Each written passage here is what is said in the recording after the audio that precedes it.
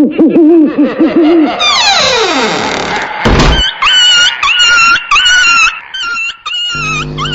datang di horrorstory.int.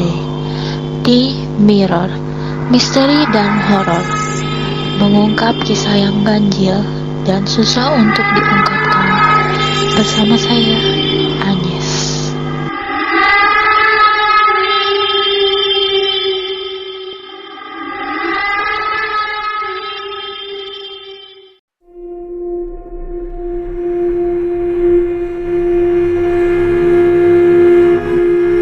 Salam sehat semuanya.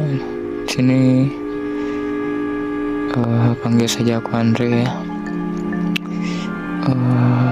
Ingin menceritakan sebuah kisah pengalaman mistis yang lumayan menyeramkan ya. Jadi pengalamanku ini terjadi antara tahun 2008 atau 2009. Di hari itu bertepatan dengan hari raya kedua Idul Fitri. Di hari raya kedua Idul Fitri itu, teman saya mengundang untuk bersilaturahmi ke rumahnya, dan saya pun mengiyakan. Tapi di situ saya mengiyakan cuma bisa malam datang ke rumah teman saya itu. Jadi sekitar antara 6:30 atau jam 7-an berangkatlah ke rumah teman saya ini di Jalan Giaubos. Kebetulan waktu itu lagi ada acara di Jalan Cilikriwut ya, di sekitar Palima, dan rumah teman saya ini ada di Jalan Giaubos. Jadi pada saat itu saya kepikiran untuk mencari jalan pintas. Pada saat mencari jalan pintas, saya memasuki sebuah jalan, saya berinisial jalan P ya, daerah sekitar Jalan Raja Wali. Sebenarnya untuk logikanya dari Jalan Cilikriwut untuk tembus ke Giaubos itu sangat jauh ya, kecuali lewat jalan lintas. Pada saat perjalanan, di tengah kebingungan entah kenapa,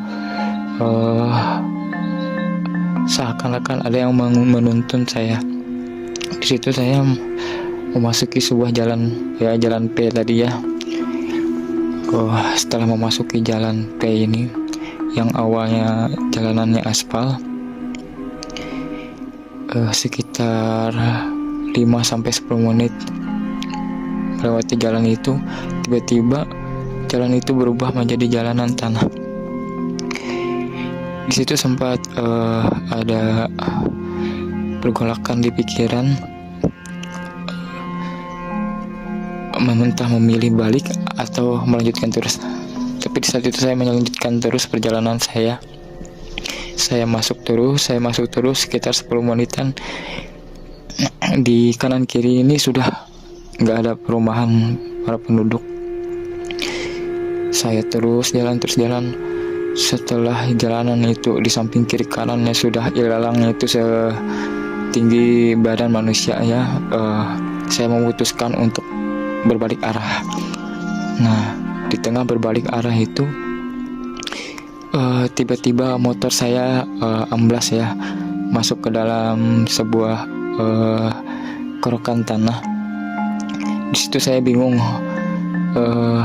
mencari bantuan kemana. Setelah saya pikir, kemudian saya turun dari motor, berlari ke arah pemukiman penduduk. Saya terus berlari. Di tengah kiri kanan itu semua pepohonan tinggi, bahkan ilalang pun sudah setinggi badan manusia. Setelah saya lari, saya melihat seperti sesosok manusia. Kebetulan saat itu dalam keadaan bulan purnama ya. Saya melihat sesosok manusia. Saya berharap itu entah orang baru pulang dari kebunnya atau segala macam. Saya kurang tahu. Saya datangin sekitar jarak antara 50-an meter lah. Setelah saya datangin, tiba-tiba badan pria ini semakin tinggi, semakin tinggi, semakin tinggi.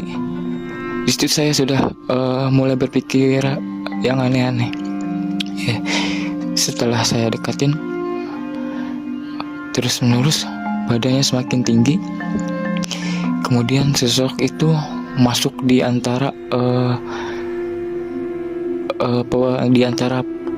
hutan-hutan ya. Tapi hutan itu masih jalanan, masih ada jalan ya. Tempat motor saya lalui tadi di antara pepohonan itu. Setelah saya memasuki di antara pepohonan itu, saya menggunakan kamera senter ya, kamera senter HP. Di situ saya mencari jalan setapak tempat di mana motor saya lewat. Tiba-tiba senter saya ini menyinari sesuatu. Itu seperti berbulu sangat pekat, dan saya nggak bisa melihat itu entah kakinya, entah badannya. Saya nggak bisa pikir itu, saya nggak bisa tahu itu sosoknya apa. Setelah itu saya terus berdoa, saya berlari terus mencari jalan, mencari pertolongan. Akhirnya saya sampailah di rumah seorang bapak-bapak ya. Setelah saya bertanya, bapak bisa minta tolong saya. Bapaknya yang pertama ini menolak untuk membantu saya. Saya pun kembali berlari ke antara pemukiman-penduduk yang lainnya. Di situ saya bertemu bapak-bapak dan kedua anaknya ya di situ. Di situ saya memohon bantuan kepada bapak-bapak. Syukurnya bapak itu mau membantu. Kemudian setelah itu kami berangkat menuju motor saya yang amblas tadi ya. Setelah kami lama berjalan, tiba-tiba istri bapak ini memanggil kami dari belakang.